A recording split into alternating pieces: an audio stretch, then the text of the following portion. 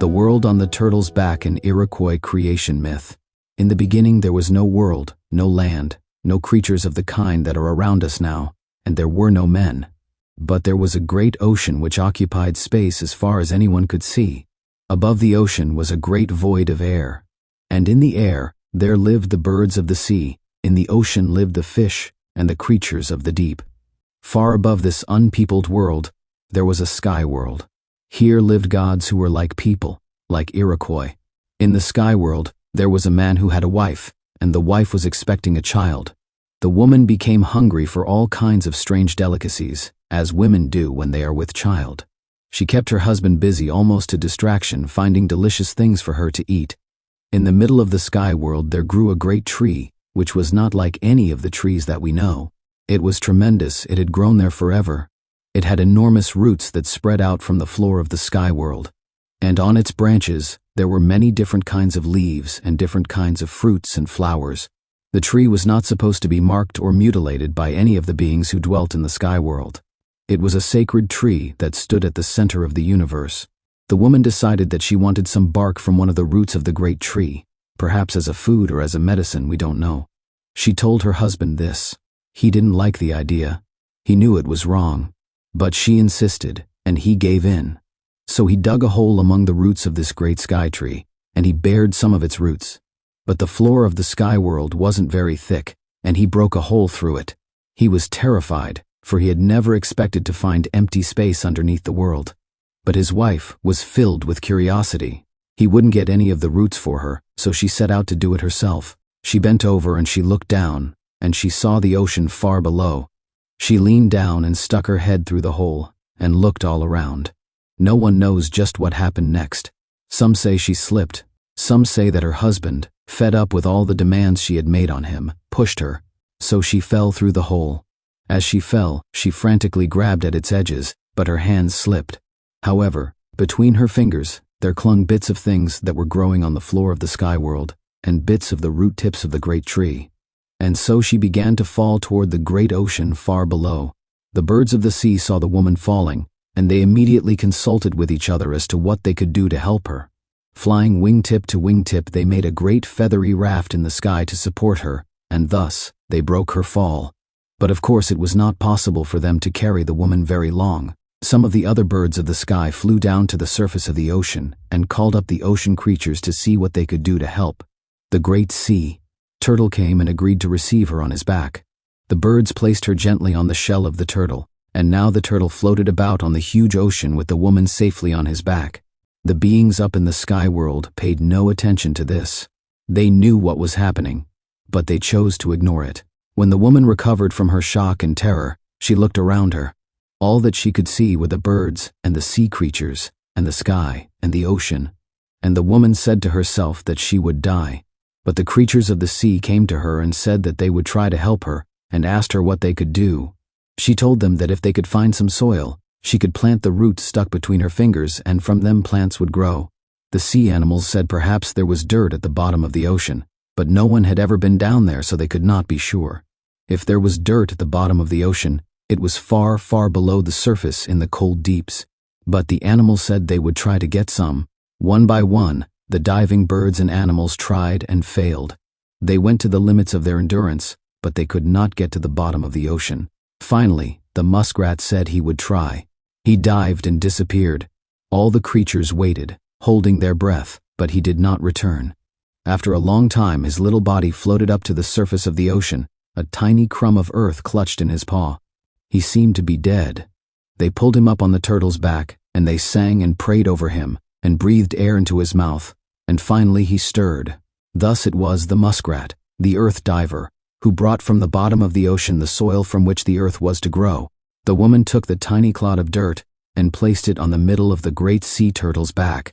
Then the woman began to walk in a circle around it, moving in the direction that the sun goes.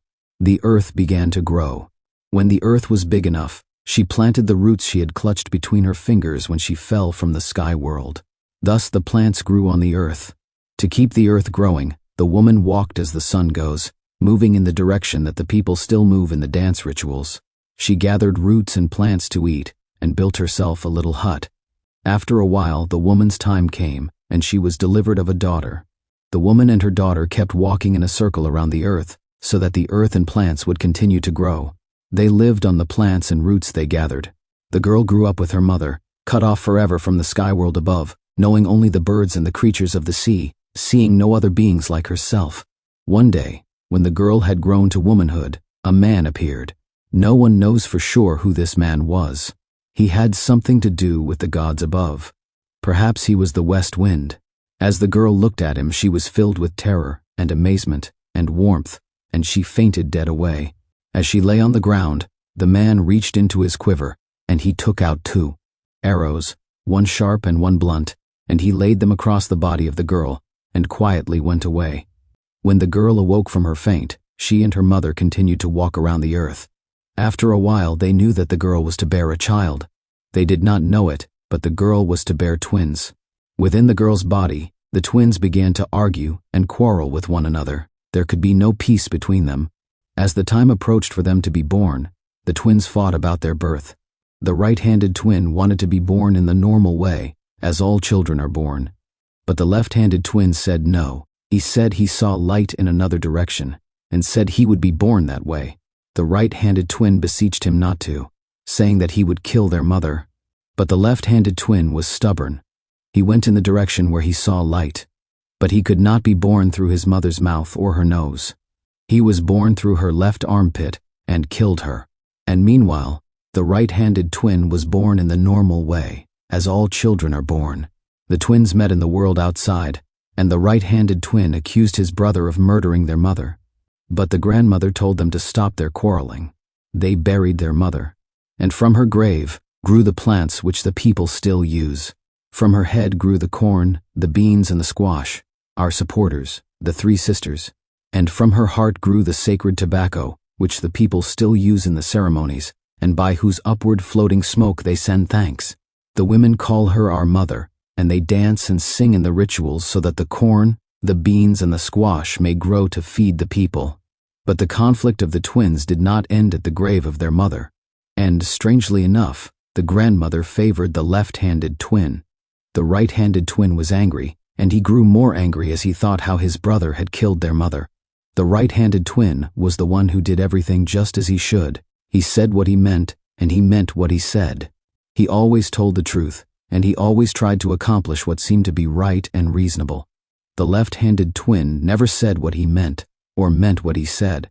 He always lied, and he always did things backward. You could never tell what he was trying to do because he always made it look as if he were doing the opposite. He was the devious one. These 2 brothers, as they grew up, represented 2 ways of the world which are in all people. The Indians did not call these the right and the wrong. They called them the straight mind and the crooked mind, the upright man and the devious man, the right and the left. The twins had creative powers. They took clay and modeled it into animals, and they gave these animals life. And in this they contended with one another. The right-handed twin made the deer, and the left-handed twin made the mountain lion which kills the deer.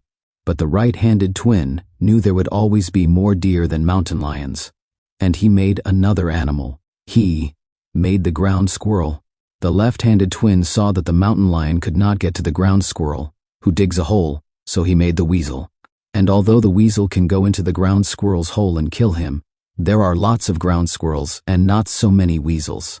Next, the right-handed twin decided he would make an animal that the weasel could not kill, so he made the porcupine. But the left-handed twin made the bear, who flips the porcupine over on his back and tears out his belly. And the right-handed twin made berries and fruits of other kinds for his creatures to live on.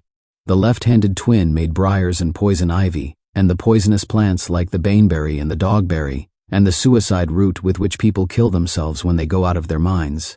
And the left-handed twin made medicines, for good and for evil, for doctoring and for witchcraft. And finally, the right-handed twin made man. The people do not know just how much the left-handed twin had to do with making man. Man was made of clay like pottery, and baked in the fire. The world the twins made was a balanced and orderly world, and this was good.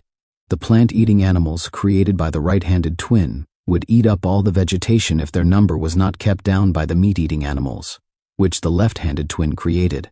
But if these carnivorous animals ate too many other animals, then they would starve, for they would run out of meat.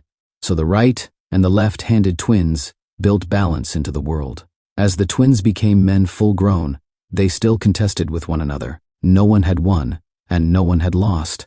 And they knew that the conflict was becoming sharper and sharper, and one of them would have to vanquish the other. And so they came to the duel. They started with gambling. They took a wooden bowl, and in it they put wild plum pits. One side of the pits was burned black, and by tossing the pits in the bowl and betting on how these would fall, they gambled against one another, as the people still do in the New Year's game. And they contested all day, and the sun went down, and the game was done, and neither had won. And now they battled with clubs, and they fought all day, and the sun went down, and the fight was done. But neither had won. And they went from one duel to another to see which one would succumb. Each one knew in his deepest mind that there was something, somewhere, that would vanquish the other. But what was it? Where to find it? Each knew somewhere in his mind what it was that was his own weak point. They talked about this as they contested in these duels day after day, and somehow the deep mind of each entered into the other, and the deep mind of the right-handed twin lied to his brother, and the deep mind of the left-handed twin told the truth. On the last day of the duel, as they stood, they at last knew how the right-handed twin was to kill his brother. Each selected his weapon. The left-handed twin chose a mere stick that would do him no good, but the right-handed twin picked out the deer antler, and with one touch he destroyed his brother. And the left-handed twin died, but he died and he didn't die. The right-handed twin picked up the body and cast it off the edge of the earth. And someplace below the world, the left-handed twin still lives and reigns. When the sun rises from the east and travels in a huge arc along the sky dome, which rests like a great upside-down cup on the saucer of the earth, the people are in the daylight realm of the right-handed twin. But when the sun slips down in the west at nightfall, and the dome lifts to let it escape at the western rim, the people are again in the domain of the left-handed twin, the fearful realm of night. Having killed his brother, the right-handed twin returned home to his grandmother, and she met him in anger. She threw the food out of the cabin onto the ground and said that he was a murderer, for he had killed his brother. He grew angry and told her she had always helped his brother, who had killed their mother. In his anger, he grabbed her by the throat and cut her head off. Her body he threw into the ocean, and her head into the sky. There, our grandmother, the moon, still keeps watch at night over the realm of her favorite grandson. The right-handed twin has many names. One of them is sapling. It means smooth, young, green and fresh and innocent, straightforward, straight-growing, soft and pliable, teachable and trainable. These are the old ways of describing him. But, since he has gone away, he has other names. He is called He Holds Up the Skies, Master of Life, and Great Creator. The left-handed twin also has many names. One of them is Flint. He is called the Devious One, the one covered with boils. Old, warty. He is stubborn. He is thought of as being dark in color. These two beings rule the world and keep an eye on the affairs of men. The right-handed twin, the Master of Life, lives in the sky world. He is content with the world he helped to create and with his favorite creatures, the humans. The scent of sacred tobacco rising from the earth comes gloriously to his nostrils. In the world below lives the left-handed twin. He knows the world of men, and he finds contentment in it. He hears the sounds of warfare and torture, and he finds them good. In the daytime, the people have rituals which honor the right-handed twin. Through the daytime rituals they thank the Master of Life. In the nighttime, the people dance and sing for the left-handed twin.